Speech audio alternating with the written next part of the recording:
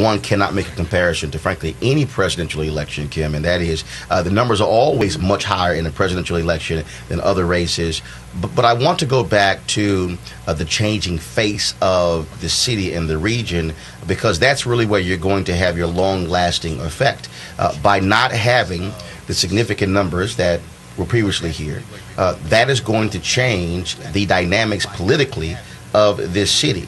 Looking forward, what happens? Are you expecting a different type of candidate to run? Are you looking for folks who simply can't depend upon those significant numbers of black voters to sort of carry them through, and then pick up small amounts of whites and Hispanics and other kind of voters as well? I also think part of the big problem is not just the shifting political landscape. Blacks have not been able to return to the city in the numbers that whites have, but also, too, that we don't show up to vote.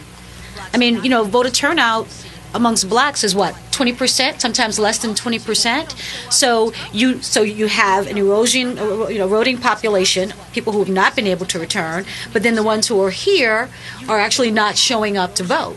And so, I think that's just sort of a deadly combination as it relates to what's happening with, whites being elected. When you talk about how the city has changed, beyond the fact that people have left and haven't come back, when you also look at various businesses, and that is, like it or not, you need individuals who have the ability to give $1,000, $2,000, $2,500, or whatever the federal limits are, and so has the hurricane even changed that? So when you look at the power brokers, when you look at those who are funding, have they simply left and not come back as well? And so now all of a sudden, where's the new money?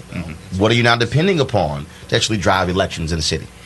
I think President Barack Obama showed everybody that you don't need the power brokers to run an effective campaign. If anything else, we should have learned that electronics can play a good part in how you run your campaign by donors saying, hey, let me go to the internet and give this $5. Let me give this $10. If I've got several hundred thousands of people that could get that same message and understand how to use the internet to be someone to give to a campaign, then I can take that collectively and not have to worry about somebody giving me $2,500 at one time and being that power broker. And then you don't owe them that favor either.